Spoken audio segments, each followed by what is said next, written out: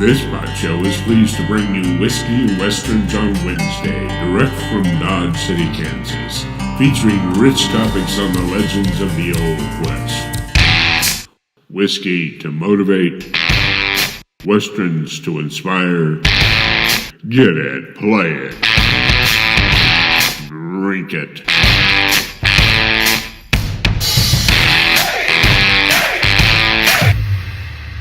My name is Mike King, and I am the writer and producer of Wild West Podcast.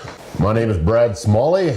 I'm the narrator of Wild West Podcast. And we would like to welcome you to Whiskey and Westerns on Wednesday. And the purpose of today's show... Well, Mike, we're going to drink whiskey and talk about the American West. Absolutely. And at the end of our show, we're going to do a short book review. Now, tonight's topic is about law and order in Dodge City. Which, coming at a time when there really wasn't any such thing. Matter of fact, Dodge City was known in those first 3 years as quite literally a hell on earth, and what it needed was a little bit of redemption. We're going with Redemption Rye. We haven't done a rye yet on this podcast, so thought that'd be a good place to start. We'll put a little bit of that in our open glass, and we'll give it a run and see exactly what this rye will do for us. This is a MGP product out of Indiana, distilled there. They also make a bourbon and another high rye whiskey, but we're going with the straight rye. It is 95% rye, in fact, in their mash bill. Comes out at 46% alcohol by volume, so it's going to be a little stouter than some we've had in the past. Well, let's do a little, we have to do a little. Sure we do. Okay. And then, Brad, I'm sure glad we brought her open glass this time. That's a hell of a lot better than that tin cup we had last time, man. So I think we got to give it a little nose test first. That's definitely got that rye spice on there. Very heavy. And would you say a little pepper in that? Oh, black pepper, a lot of... There's something else I'm getting in there. A little cinnamon, maybe? It's a little spicy. You can feel into that. Yeah, we can feel the spice on this one. Definitely got the anise, the licorice spice in there, which is pretty traditional for a rye. For a rye. Mm-hmm. All right, so... Smell that oak barrel. I do. Pretty strong. Okay, here we go.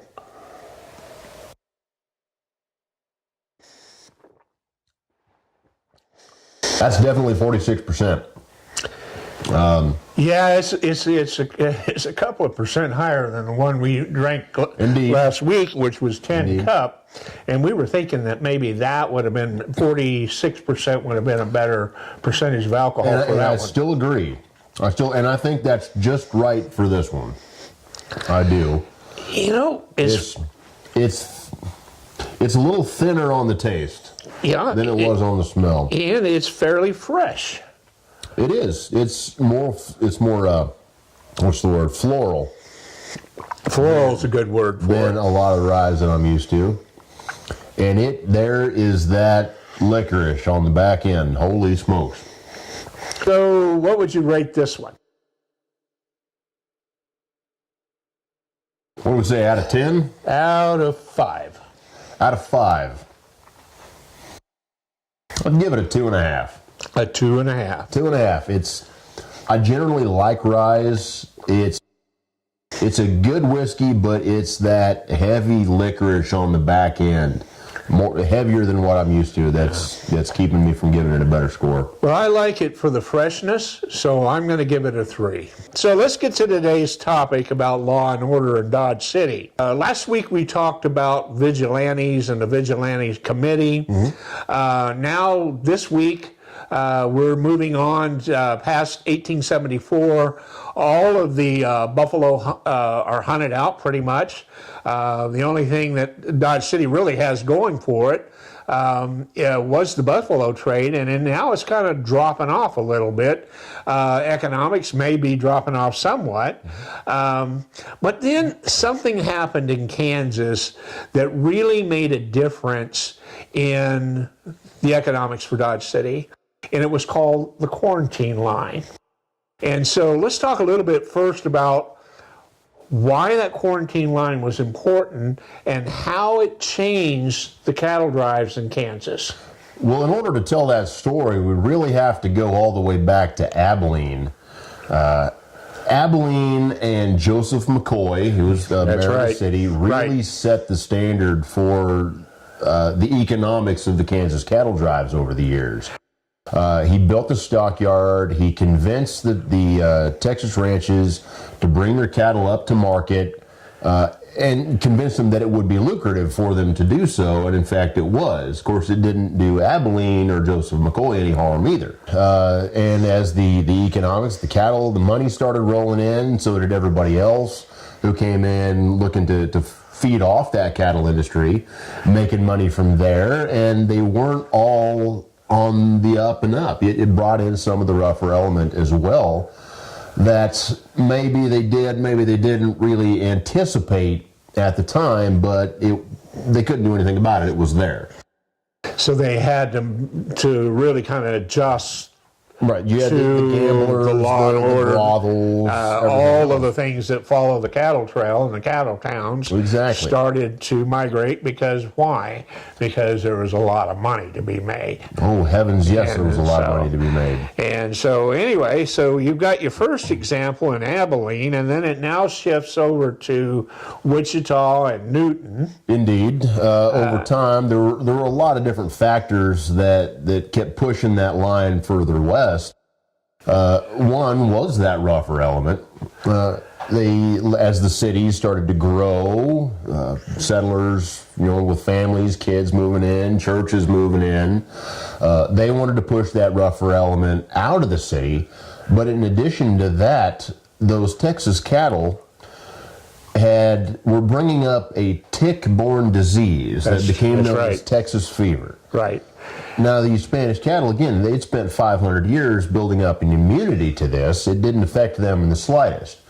But these domestic, European, Eastern cattle that these farmers and ranchers that were coming west were raising, shorthorn cattle, it would slaughter them by the droves once they picked up that tick. So all of that together, the communities, the state of Kansas, they kept pushing that line further west. Again, places like Ellsworth was a big one, Caldwell, Wichita, Park City. All of those became western towns, and it seemed like that faction usually followed those cattle trails. So as they started shifting, the prostitutes and the gamblers would pack up, and then they would ship off and go to that location. And follow the money. But there was a lot to be learned from these previous cattle towns and what they had to do to keep order. What they did right, what they did wrong, that sort of thing. And many of the same folks followed from town to town as their jobs with that economy kept moving further west. So all of a sudden, it's announced that trail is going to shift, and the quarantine line is now going to hit the railhead at Dodge City. Dodge City. And that was about 1874, 1875, when the city fathers learned that this big industry was getting ready to hit. Right, and as you alluded to, by 1874, the Southwest Kansas buffalo herds had almost been hunted to extinction, which is why they started looking further south in Texas.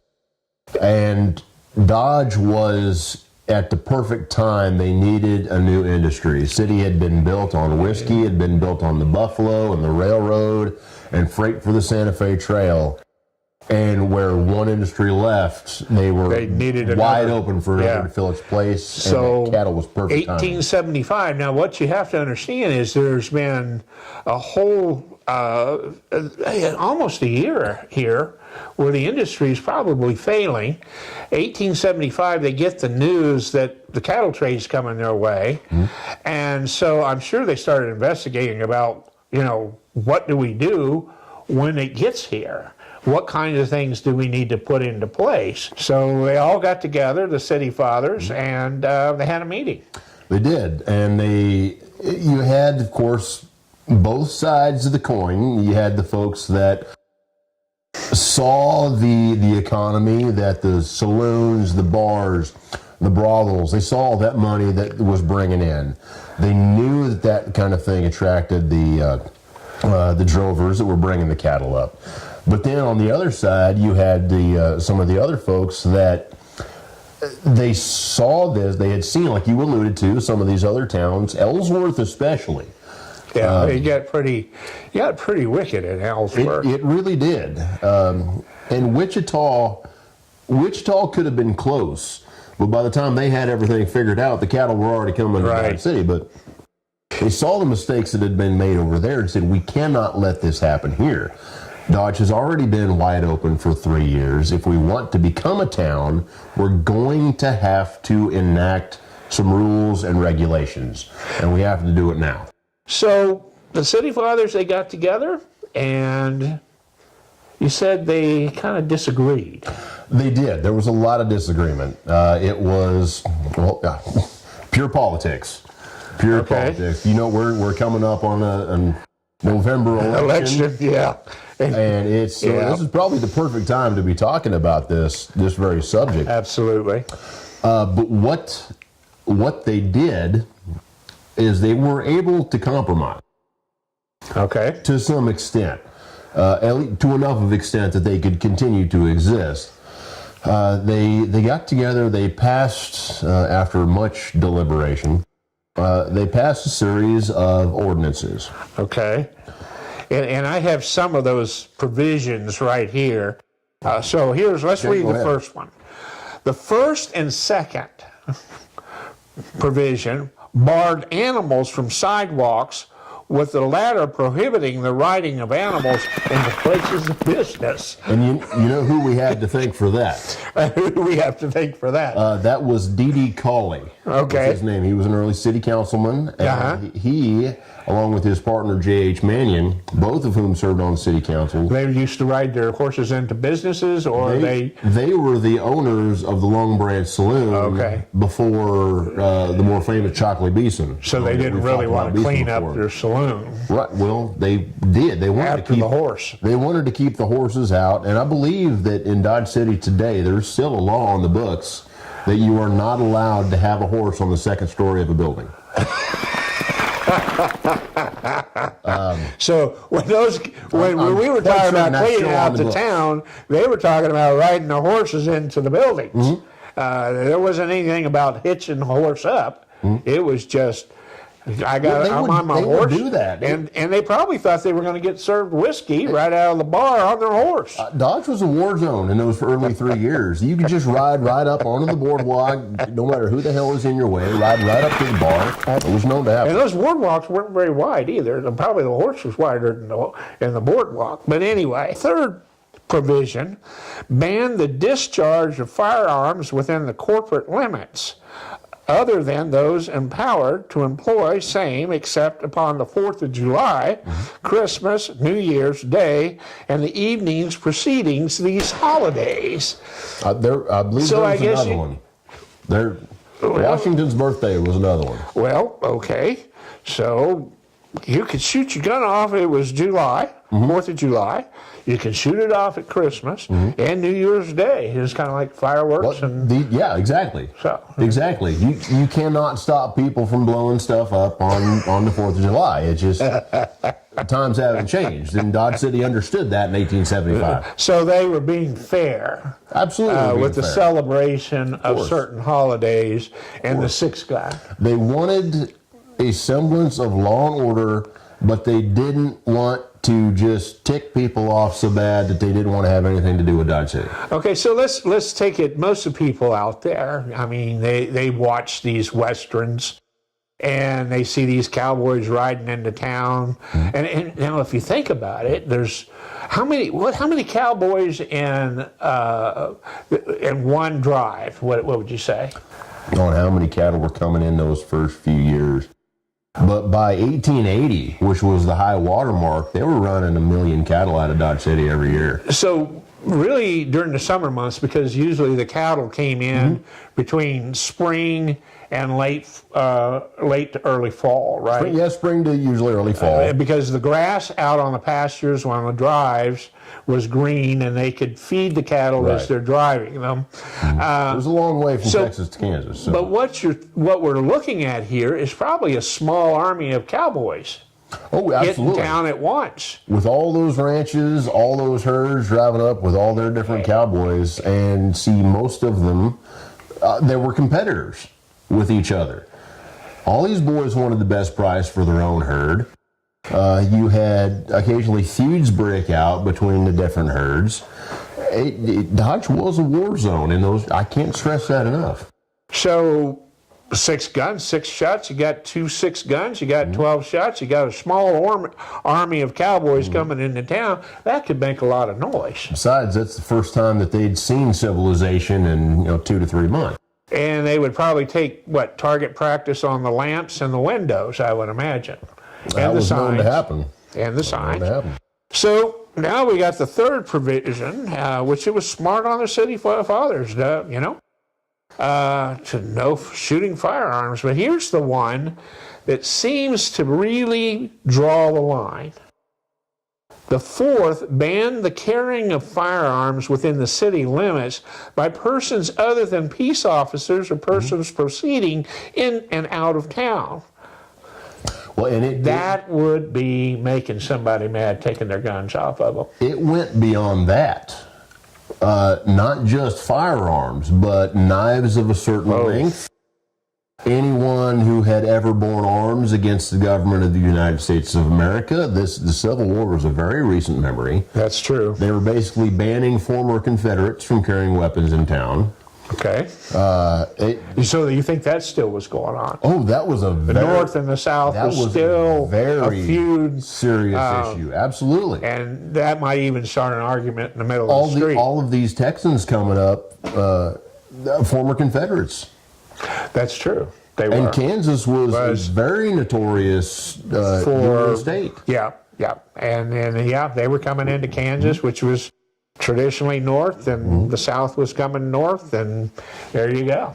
Right. You got a bunch of armed cowboys, and you start mixing that with alcohol, that could be a dangerous situation. It was a very dangerous situation, and they were aware of that. But still, you have a faction of the city fathers, because they hold an election in April, and they elect Hoover. And Hoover's the very first mayor, but there's still a group of them that says, don't be too hard on these cowboys, because they're not going to stay, they're not going to enjoy themselves, and we're going to lose money. Well, going back to our Christmas Eve council meeting, the first mayor was actually Mr. Beatty. That's true. Which owned a restaurant, didn't he? Yes, he was partners with Dog Kelly for many years. That's right. And it's sort of a provisional mayor until things got more until they official. Could have a general election. And even though that they had all agreed upon these statutes and ordinances, they were barely enforced.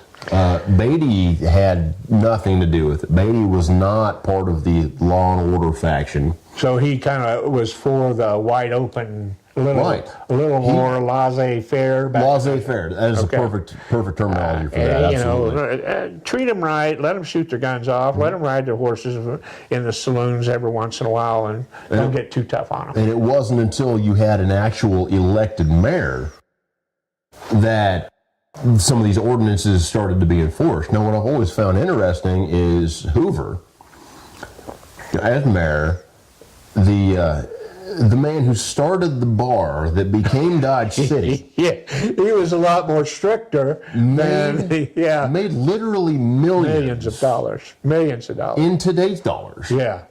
Selling liquor, cigars, alcohol, He married a prostitute, and this is the man who is in favor of heavy government restriction and law and order. Yeah. So, but you have to understand too, and a lot of people don't understand this. There really are three things happening here. One is you've got the economic boom of, the city fathers, which is divided. One wants more law and order, the other. But, there's something behind some of this that a lot of people don't understand. There was a large German population here. Oh, absolutely. And if you look at the appointment of the first marshal, and we'll talk about that a little bit later, that has a lot to do with the farming element. Mm-hmm. Because you had German farmers who really wanted to settle the land, who didn't want to put up with all of this, kind of like it was in Abilene. So you had that strong faction. So, all right, let's look at Hoover now. Hoover becomes mayor. He enforces the ordinances, and you've got this one, but here's something that people don't understand either. There was a north side of town, and then there was a south side of town. Now, divided by the railroad tracks, the deadline. The deadline. You know why they call it the deadline? Help me out there. If you go south of that, you wind up dead.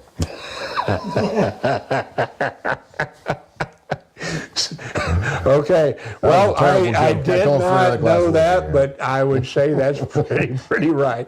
But on the north side of town, I think they wanted a lot more civility. Where your family could go and enjoy their time, and it wouldn't be rowdy, and the gamblers wouldn't be there, the prostitutes wouldn't be there, and it was a clean side of town, and then you had the other side of town, which really kind of built up overnight. So that's really where they had to police a lot. But let me ask you this, and I'm really curious about this. Were they allowed to carry their guns on the south side of town?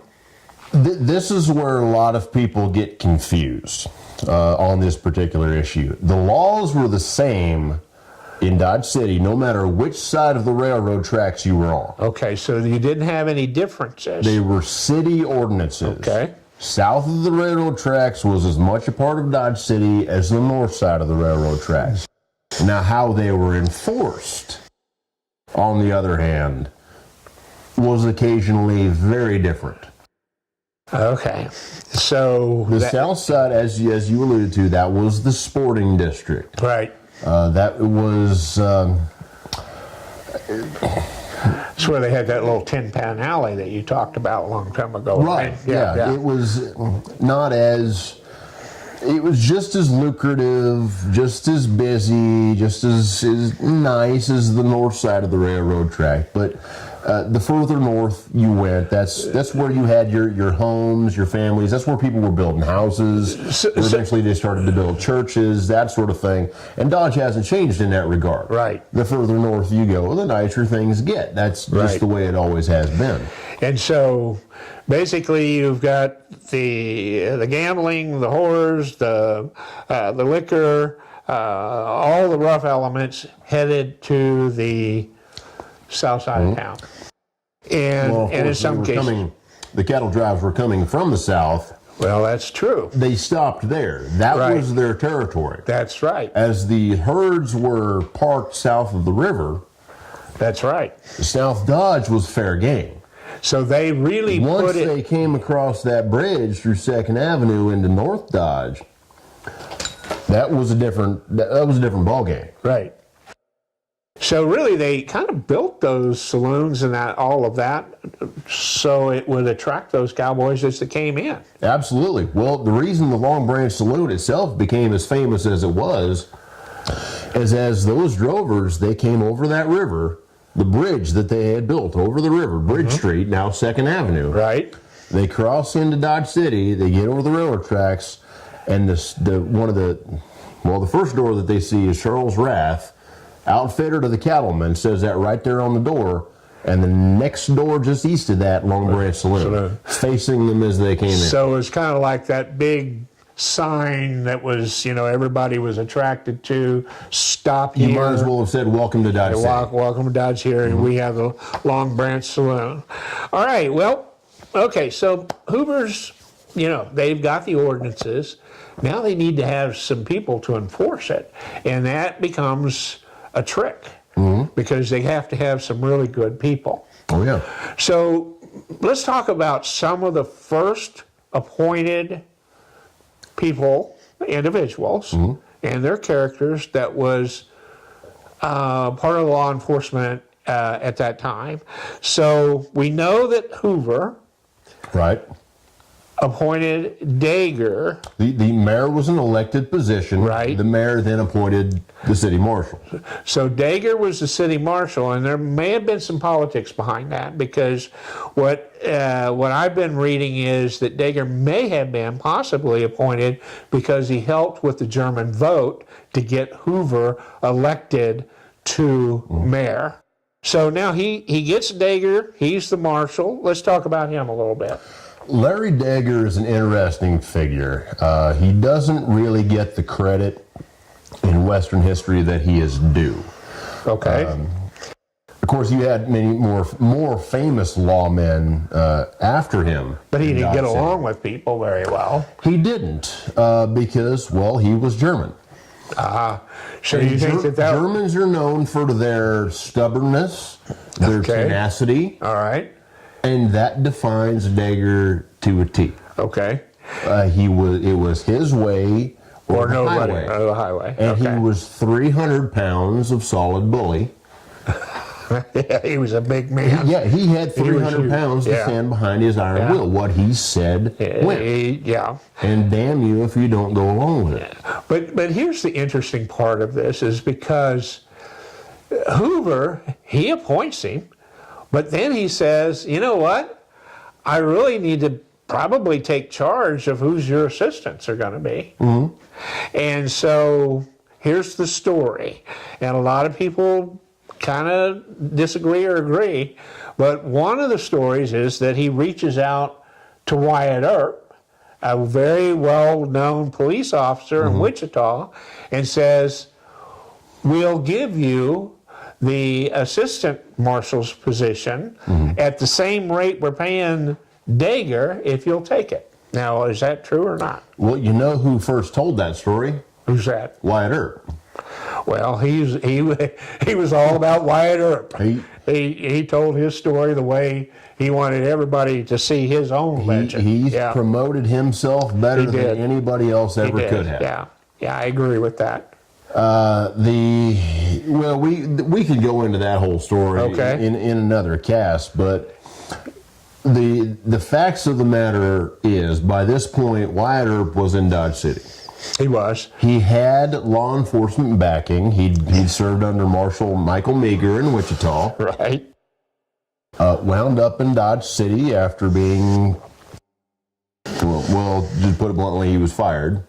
Well, that's what I wanted you to bring up because he got here not because by choice, but they really basically kicked him out of Wichita. He wasn't sought at, and Yeah, it all goes back right. to politics. That's true. Wyatt was supporting Marshal Meager in Wichita during the election at that point. Wyatt publicly threatened to throw down with anybody who said anything against Michael Meager, and the election happened, and Meager said, I can't, Right. we can't have this, it's too getting out, hot yeah. button, Right. you need to go. Yeah. There was more controversy over him being there than him not being there. Exactly. So they just kind of And let he- him go on down the road, and he ends up in Dodge City. Now, there's a couple of questions about why he ended up in Dodge City, Wyatt Earp. Well, Some think that it was because his brother was running a brothel here. I think that's exactly why. Exactly. He was barely effective in Wichita. His brother James was already here with James and Bessie Earp. They were running a brothel, doing decent business. And again, they were following the cattle trail. The Earps were very strongly family oriented. They were rarely apart for for too long. That's true. Wyatt went to where his brother was, Right. looking for work. Right. He was here. He had law officer experience. And when the time was right, he got himself a job as a police officer. Okay, so now he's appointed police officer, and the story goes is that now you can hire whoever you want to hire as deputy marshals, and we'll just go along with you. Now, of course, that's kind of like pushing old Dager out of the way and saying, hey, Dager, you don't got any choice in this. I'm the mayor. We've got to get the best people in town for law and order. But his first choice, is what I understand, was a guy by the name of Joe Mason. Why did he pick Joe Mason? And a lot of people don't even know who Joe Mason was. Joe Mason he's kind of a fun guy. And again, he's one of those folks that is sadly forgotten in the story, even in Dodge City. And really his story begins and ends in Dodge City, but even here he's been largely forgotten. Known as the Apollo of Dodge.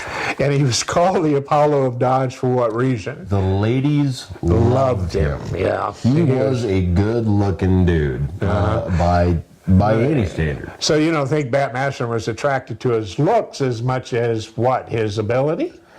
He was also good at his job. Okay.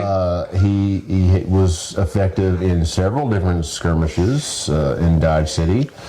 There was probably one of my favorite stories is when those two fellers were standing in the middle of the street and they were whipping each other with whips. They called it lap jacket, and it was just a game. They were out in the middle of the street just smacking each other. Taking turns, each one had a whip, and they were whipping each other, and the first one... And they were probably laughing about it. They was having a good time. Likely. And a little blood here and a little blood there, but... Yeah, the first one to die loses.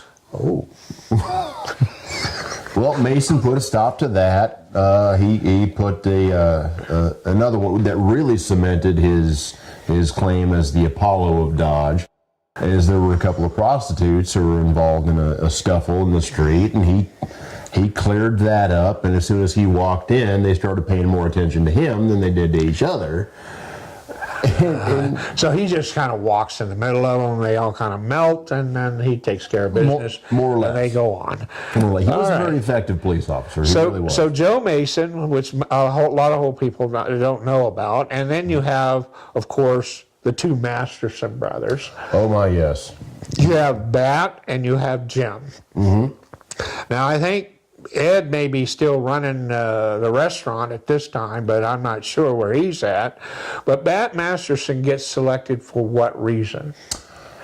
I mean, he's just coming out of Mobeetie with a hip wound. He can hardly walk. Bat had a reputation from day one. Yeah. He was almost an unsung hero, wasn't he?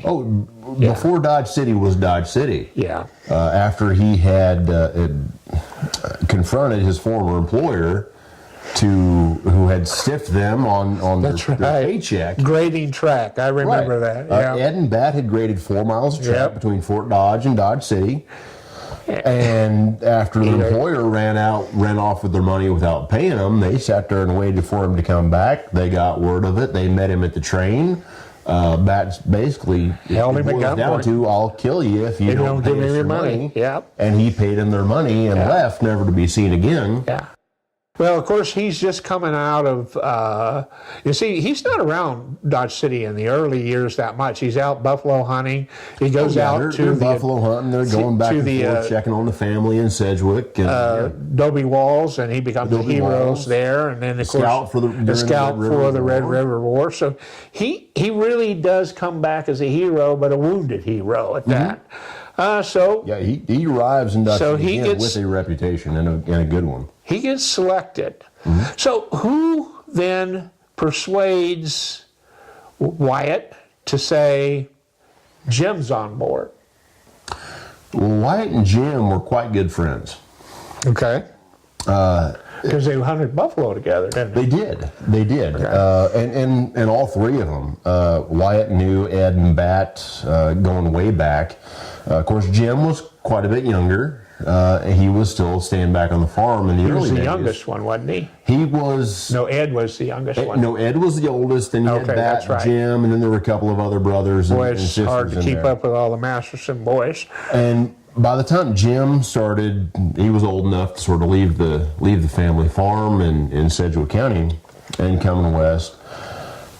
Even though we have and Wyatt and Bat were friends. They were respectful colleagues. They spoke very highly of each other their entire lives. But there are so many stories of Wyatt and Jim hanging out together. They're patrolling the streets together. Well, and he also ran around with that Dave Mathers guy, too, at some point in time. Yeah. So, and we talked about that, so. Jim is actually my favorite Masterson. Believe it or not. He really kind of goes on and after Dodge City and still upholds the law. And then when we talk about also him being a part of that the county wars back in the Cimarron and the courthouse.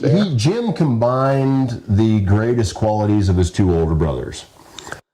Yeah, He he's was pretty just solid. as easy to get along with as Ed was, and he was just as tough, if not tougher, than Bat. Okay, so we have now law and order in Dodge City.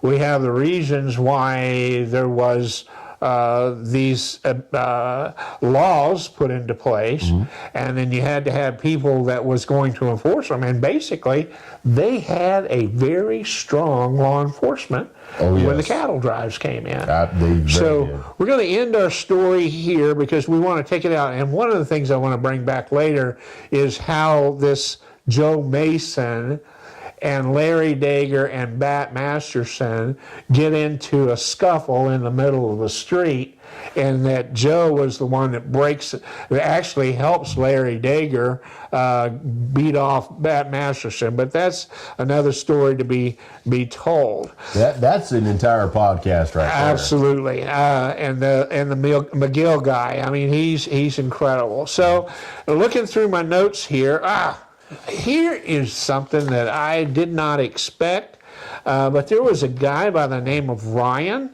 and he is all the way from Langley, British Columbia. And he emailed me. Another good Canadian boy. Absolutely. He All must have been hearing about stories of Hoover, and he emails me and he says, Mike, would you do a book review or a spot for us, for me, on my new book? And so I told him we would. And here's, his book is about the Model T and the transition between a guy that is part of the Old West, and now he's having to make this transition from riding his horse to getting on a Model T. And so it really is a struggle between the new and the old. It's a great book. He talks about modern machinery on a Texas ranch. And his kids get together. He says he doesn't want to have anything to do with the new machinery, but the kids get together, they buy him a Model T, and he now is faced with a gift from his kids and having to make a choice between his horse and a car. And so it's really a pull between the modernization of America and moving off the cattle drives into a Model T. Sort of the new West instead of the old West. The new West. There's absolutely a separation there. I like that. And it's the aging of the cattle drive finds new life in the fast lane, while those around him, including his dusty penned up horse, fear for the future. We want to say to you that we would recommend that you read this book. We'll put the title in the caption of the book up for all of our audiences that are reading or watching it through the And Mike, video. I got the link as well. He sent me the copy of the book. I'm sorry I have not had time to read it myself. It's a great book. He's a good writer. He's a good writer. He's good. very That's well good to known. know. He's got some good books out. It's available in paperback, as I understand. Yes, as well as online, or just online. We'll get Okay. the cover and get that information out to our listeners so they can have a kind of a, if they want to read a good book. Short stories are great. Short stories are wonderful because a novel, there's some poetry to short stories. Oh, absolutely. And this guy does a very, very good, and I'm not sure, can you say his name right here? Well, I'm going to go. It's Canadian. It's Ryan Ootdewilligan. Ootdewilligan. Okay. Well, what I'm going Ryan, with. we Ryan, apologize to you if we've said your name wrong, but we didn't really ask for you to pronounce it. It was all through emails, but Well, irregardless, we'll have the link in the podcast, the show notes. Absolutely. And you can look it up for yourself, and please read the book. Anybody who goes to the effort of keeping the Old West, the New West, the stories of the West alive is aces in our book. yeah, look at us. We're still living the Old West and telling the story, so I don't know if we really truly have made that transition. But we enjoy what we do, Brad. I enjoy what we do. We keep the West alive, and that's what's important. And we get to drink whiskey. Really, that's probably the best part of this show is drinking that whiskey. So let's have one last toast of redemption and sign out on our show of Whiskey and Westerns on Wednesday, and we will say to law and order. Law and order, long may she live. Thank you, ladies and gentlemen. We appreciate your time and being with us today. We'll see you next week. Absolutely.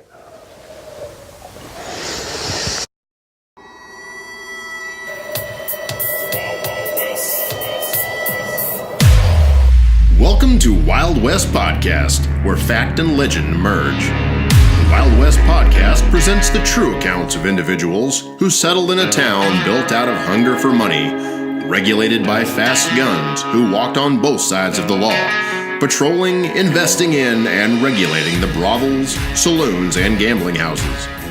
These are the stories of the men who made the history of the Old West come alive, bringing with them the birth of legends, brought to order by a six-gun and laid to rest with their boots on. Join us now as we take you back in history to the legends of the Wild West.